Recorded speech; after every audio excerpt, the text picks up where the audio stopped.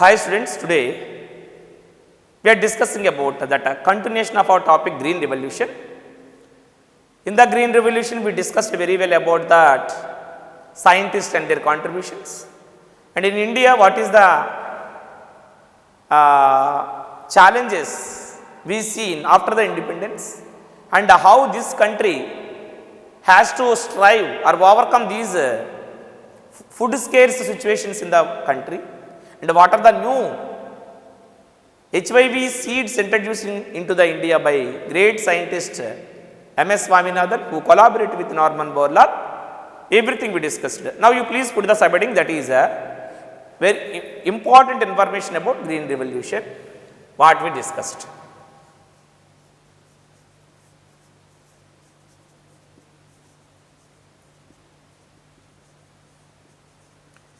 Important information about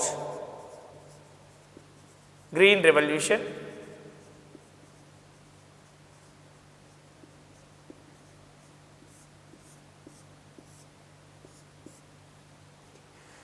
Okay, here we discuss about different kinds of HIV seeds.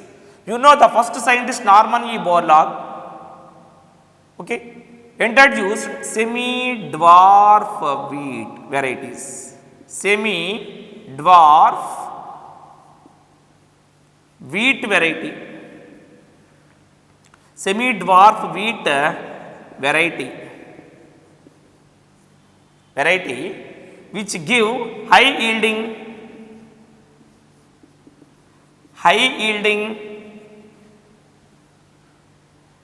and resistance to lodging, resistance for lodging towards pathogens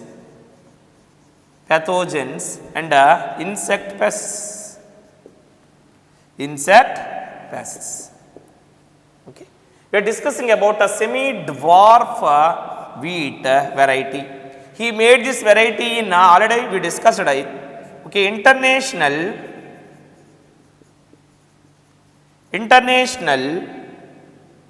Center for Wheat and Maize Improvement. It is an institution where that great scientist Norman E. Borlaug made a semi-dwarf wheat variety, which is the first variety introduced into the world through the program Green Revolution. Understood? So, improvement in the place is Mexico. You know very well already, we discussed. Mexico. It is a center located in Mexico. There only that scientist introduced this semi-dwarf wheat variety, which has high yielding and resistance to the pathogens and disease causing organisms. Okay, right students?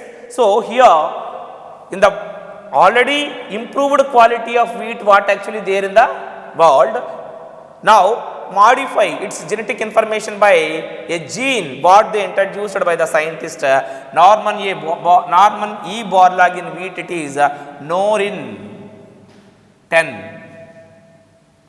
Norin 10 was a gene which alter the genotype of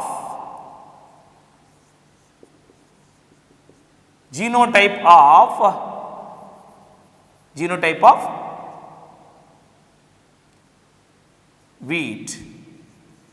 The wheat crop what they have taken for their plant breeding, in that only they introduced a new gene, that is a Norin 10. Norin 10 is a gene first introduced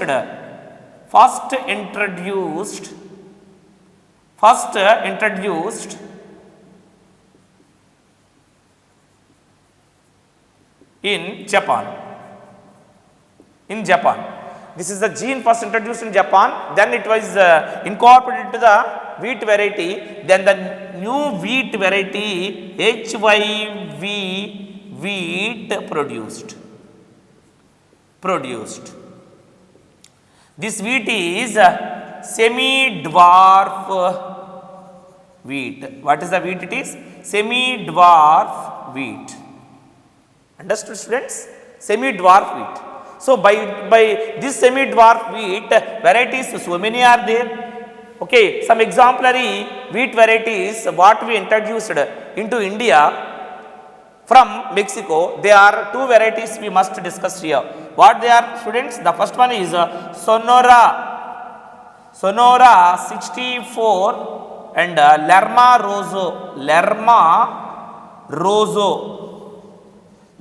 Rosso 64. These two are the varieties of semi-dwarf wheat varieties. Semi-dwarf wheat varieties. Semi-dwarf wheat varieties. Sonora 64 and Lerma Rosso are the wheat varieties which already incorporated a gene Norin 10 which has the ability to give more yielding and more resistance towards the pathogens and insects. Now got the point? And which is giving more yielding semi-dwarf wheat. These two are first introduced in India. First introduce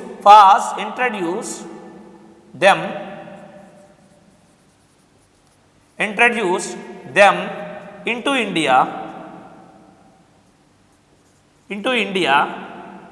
after some gamma modifications, gamma mutations. These Sonora 64 and Rosso 64 varieties, these two are Sonora 64 and Lerma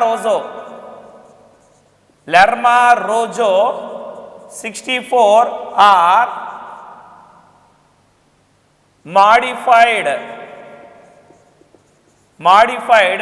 by, see here students, modified by gamma mutations. What they are? Gamma mutations. Generally we are going to see the Sonora 64 and Lerma Rosso are modified by gamma mutations.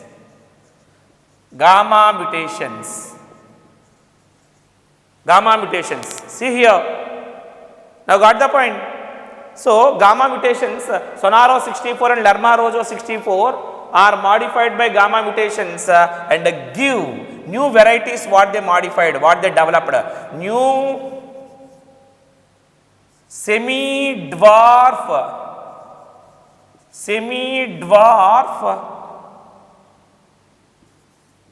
wheat varieties in India developed from these two. What they are? Sonora 64 and Lerma Rosso 64. From these two only they made new semi-dwarf Indian wheat varieties. Okay, what they are? Sonalika. The Indian varieties of semi-dwarf wheat are Sonalika and Kalyana Sona. You please remember, students, Sonalika and Kalyana Sona. These two are the names what we provided to the golden colored wheat grains, wheat plants, what actually we produced newly in the field of agriculture, especially in India, what we made by giving gamma mutations into the changes what we brought in the genetic makeup of Sonora 64 and Lerma Rosso 64. Then we are getting HYV seeds in India as wheat, semi-dwarf wheat in India. They are Sonalika and Kalyana Sona, which are, these two are high yielding. These two are very much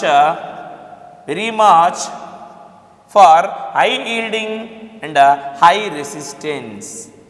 High yielding and high resistance. These are the basic characters we generally obtain from these two varieties of wheat. Now got the point, students? Understood, students? Now have a look into the semi-dwarf rice varieties, what actually we are obtaining and what varieties we are obtaining from the outer side of our country, and what are the new varieties made in the country in the semi-dwarf varieties of rice for getting more yielding. Understood?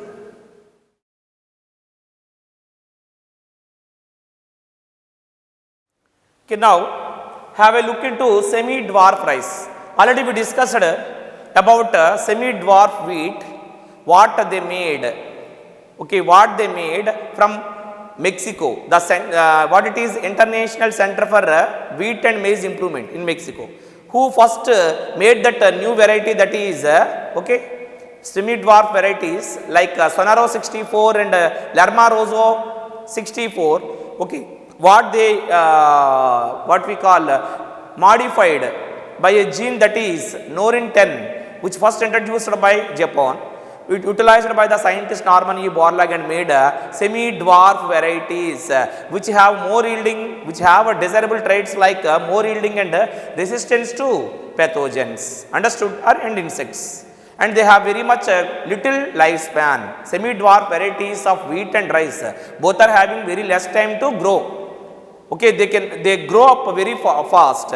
With very less time they grow up and give more yielding. Understood? That much advantages we are obtaining from these semi-dwarf wheat and rice. Already we discussed well about semi-dwarf wheat and Sonaro 64 and Lerma Rosso 64, what first introduced into India. And after that some gamma mutations are nothing but in their genes also some little bit changes we are observing, we given.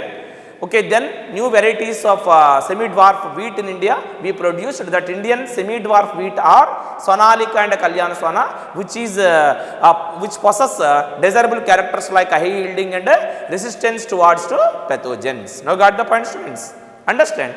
So now we are discussing about semi-dwarf rice. Here also to produce this semi-dwarf rice requires a gene. Here a gene responsible for semi-dwarf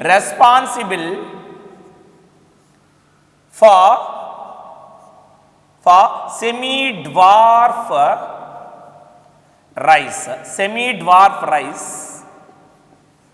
It is very, very important point, you please note down, students. A gene, everything is very important, you please note down. A gene is responsible for semi-dwarf rice. The gene is, what it is?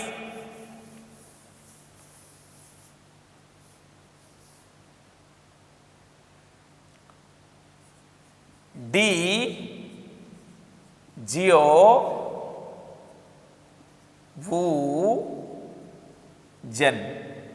The particular terms are very new because this term is not given by India. This is the term given by, taken from the country Taiwan. It is a term we used from the country Taiwan. Okay, what is the gene? It is DGO-Wu-Gen. DGO-Wu-Gen is a gene, is responsible for semi-dwarf rice varieties. Just they are only introducing first time this term in the Taiwan, but it is utilized and produce some different kinds of semi-dwarf rice varieties. Semi-dwarf rice varieties. They produced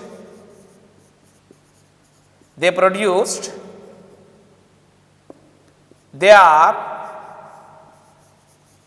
IR8 and IR64 from the center IRRI. Understood, students? This is the gene they incorporate into a normal domesticated rice variety, where this gene alters its genotype and producing a new character that is giving more yielding, high yielding semi-dwarf rice varieties. That varieties first they are produced from IRRI. As the two varieties like IR8 and IR64. IR here indicating its institution name, from which institution they made these two varieties as semi-dwarf rice varieties. What is the full form of IRRI? I think you know, International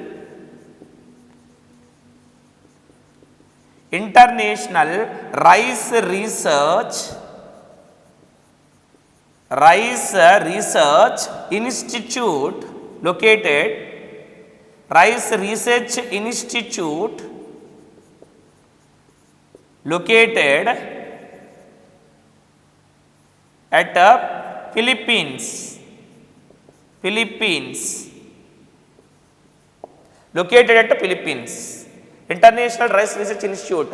In that institution only they made new varieties like IR8 and IR64. Understood? Right, ma? And here into India,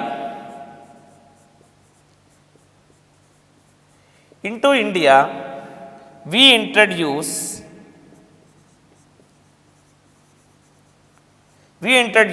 varieties like we introduce semi-dwarf rice varieties.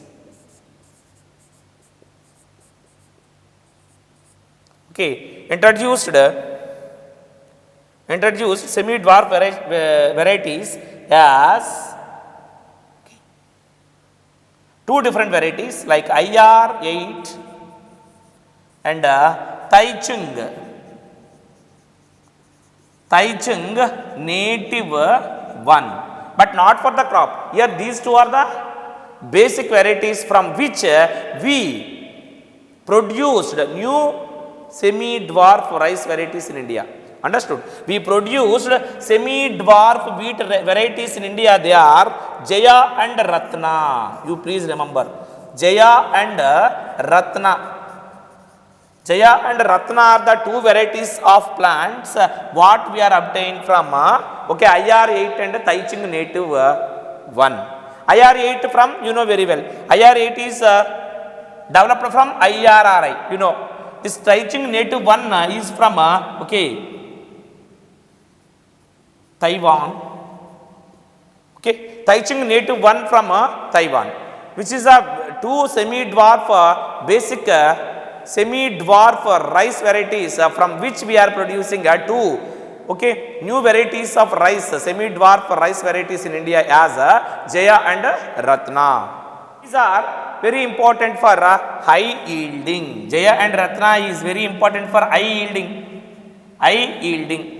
We are not discussing about of course they have resistance, but it is mostly for high yielding semi-dwarf rice varieties. They produced in the year 1966. You please note down. These two are the varieties they produced in the year 1966. Which varieties? Rice varieties. But what about wheat varieties? You please note down one important point, that is wheat varieties like Sonalika and Kalyan Sona. There where we discussed about wheat semi-dwarf wheat varieties like Sonalika and Kalyan Sona, what we obtained from the semi-dwarf pure varieties like Sonaro 64 and Lerma Rosa 64. In the year they were produced, they developed in the year 1963. Wheat varieties developed in 1963. What are they? Sonalika and Kalyan Sona. Understood? But here semi-dwarf rice varieties we developed in India as Jaya and Ratna in the year 1966. You please remember these two very important points. Understood? Now we better to discuss something well about variety of plant like sugarcane. We must discuss about sugarcane and the production of sugarcane.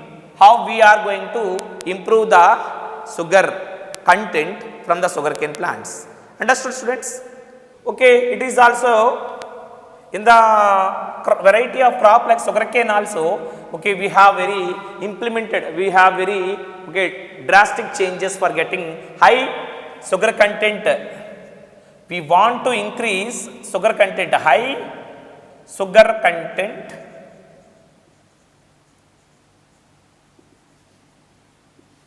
And sugar content and need thick stems in which structure of the plants they store sugar. Thick stems are needed and resistant to environmental conditions. Environmental conditions. environmental conditions. Understood? Shown by the variety of sugar plants what actually they made in the program Green Revolution. Here you know we have a first wild variety of sugar plant is generally sugar plants are come from the wild variety like Saccharum spontaneum. It is generally called as a large grass, especially in South Asia. In the region of South Asia, we see large grass like plants. They are Saccharum spontaneum, which is the ancient life form of means what we call previous life forms of sugarcane plants. What now we domesticated. Now got the point. So in that so many varieties are there, but here we discuss about two varieties like the plants like Saccharum. Two varieties we discussed here. They are Saccharum barberry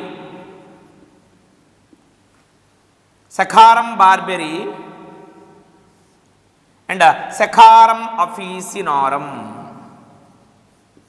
Saccharum officinarum.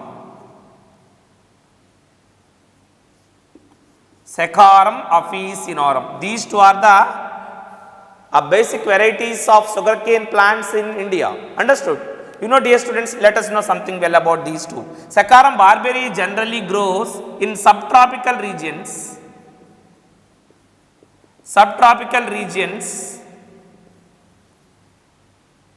of India like North India. In the regions of North India generally grows a plant like Saccharum barberry. Understood? This is the plant grow well, but it has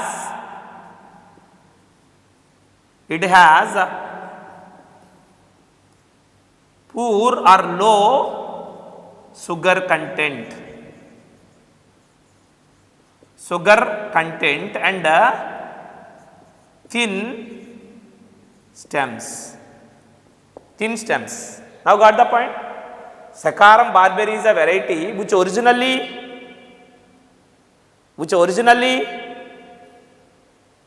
cultivated in North India, because in the North India whatever the climatic conditions when compared to South India, climatic conditions, environmental conditions, something they are cool.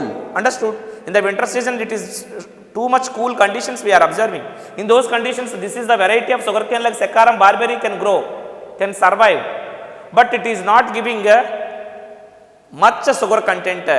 Understood? With thick stems, it is not possible to producing much sugar content and thick stems. The stems are very thin stems we are observing, and with very poor or low sugar content. Then what is the use? Though it is growing in those conditions, in the environmental conditions it is not useful, because the yielding of sugar is very less. So it is not useful.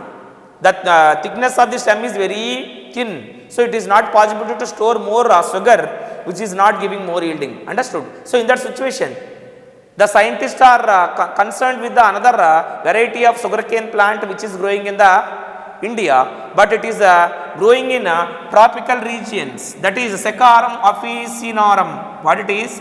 Saccharum officinarum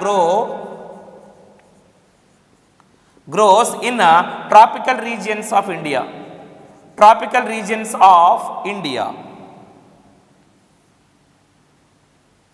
Tropical regions of India, that is in South India.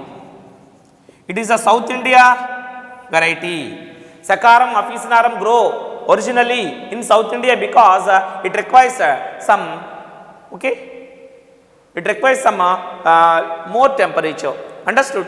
In the winter season need optimum temperature to continue their life. That's why that type of climatic conditions are there in the South India. Understood? That's why the Saccharum officinarum grow well in the South India. This is the Saccharum officinarum it has more and high sugar content. High sugar content. Not like Saccharum barberry. It has more and high sugar content and with thick stems. Note down students, with thick stems. Due to the thick stems, it deposited more amount of sugar content. So that's why it is going to give more sugar content with thick stems, which is very much beneficial for the production of sugar. Understand? But one negative, what we call character we are obtaining from this Saccharum officinarum is as this plant may not grow in North India because in winter season the temperature is not suitable for continue their life in North India. The climatic conditions, okay, cool conditions, what we see in the winter season in North India especially, that the temperature is not suitable for growing Saccharum officinarum. That's why though it is giving more and high sugar content and thick stems in the South India, but this Saccharum officinarum is not grow well in North India. This is a big problem. Otherwise, we collect these Saccharum officinarum plants in North India also, then we can increase the productivity of sugar there also. But due to lack of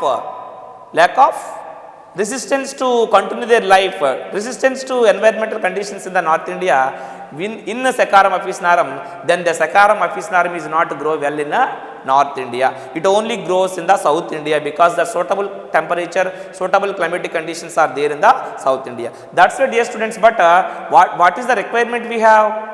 Just the requirement in every region of belt of sugarcane growing regions of India. Okay, belts or sugarcane cultivation or regions of India should give more sugar content. Okay, more sugar content and thick stems. That is our requirement. That is our desirable trait. So that's why the scientists they tried well to make a new variety of sugar plant, hybrid plant of sugarcane, made crossing in between these two.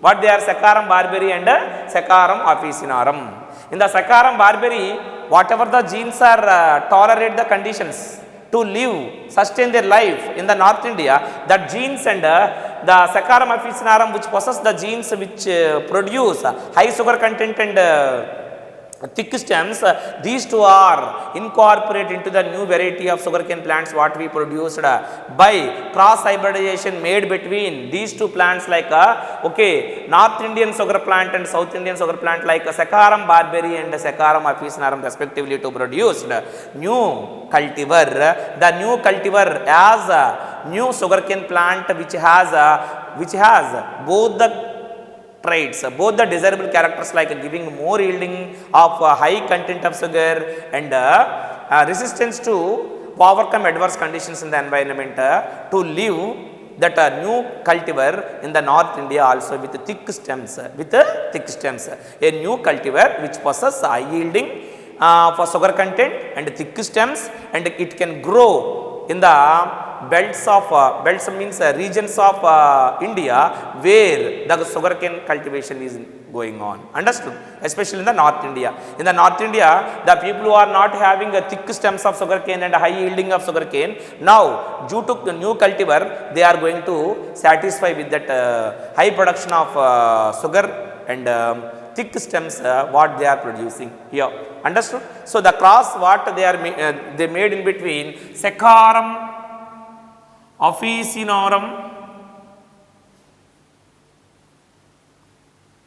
and versus Saccharum barberry.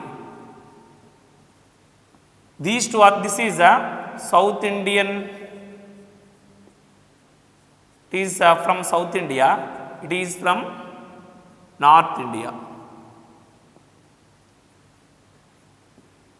They are producing new cultivar,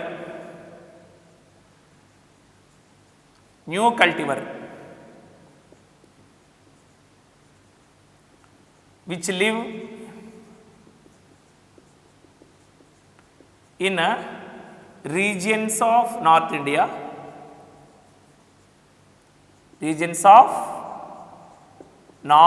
India, and possess high sugar content and thick stems. So these are the desirable characters. They incorporated the new cultivar what they made cross hybridization between Saccharum officinarum and Saccharum barberi. This is the information about sugarcane. Now we better to discuss about a little topic, little information about millets. Understood, students? Millets. Now you please put the subheading millets.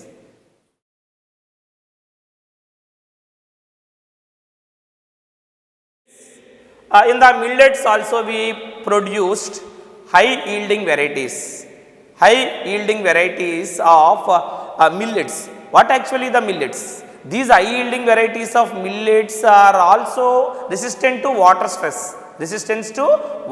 Here you please note one very important point, that is the millets what we are producing, already we have high yielding varieties of millets. But why should we go for improve them in India, develop them in India for resistance to water stress or resistance to drought conditions. Understood? When these high yielding varieties of millets, when they overcome that water stress, then automatically they are giving more productivity, high productivity. Millets are very useful food products. They are very much important, a large crop of very small seeds. So let us know something about, let us write a few lines about millets. Why should we produce high yielding variety of millets? We have high yielding varieties of millets, have been successfully we done those varieties, but now we again incorporate change a small genetic sequence in that particular new varieties of millets for overcome the drought conditions. So what is millets? You please note down here. Millets are nothing but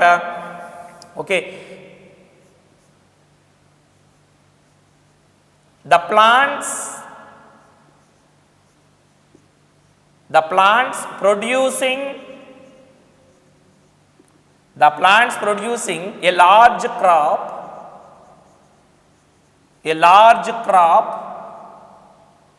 of small seeds. The plants producing a large crop of small seeds are called millets. What they are, students? Millets. Okay. The plants producing a large crop of small seeds, small granules like seeds we are observing. Okay. These are successfully developed now. They successfully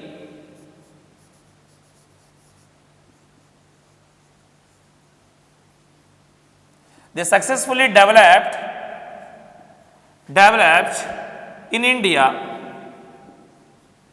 Okay. Those are high yielding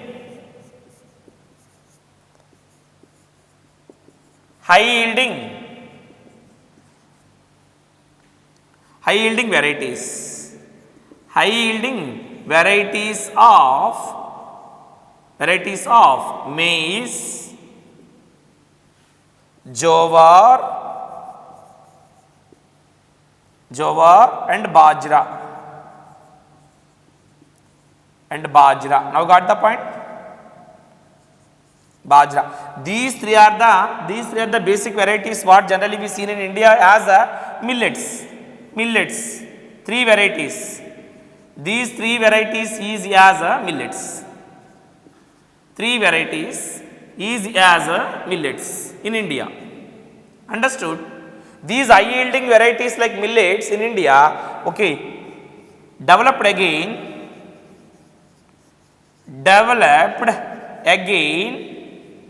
these hybrid These hybrid varieties of millets for tolerance, for resistance or tolerance to water stress. This is very very important point for a NEET exam.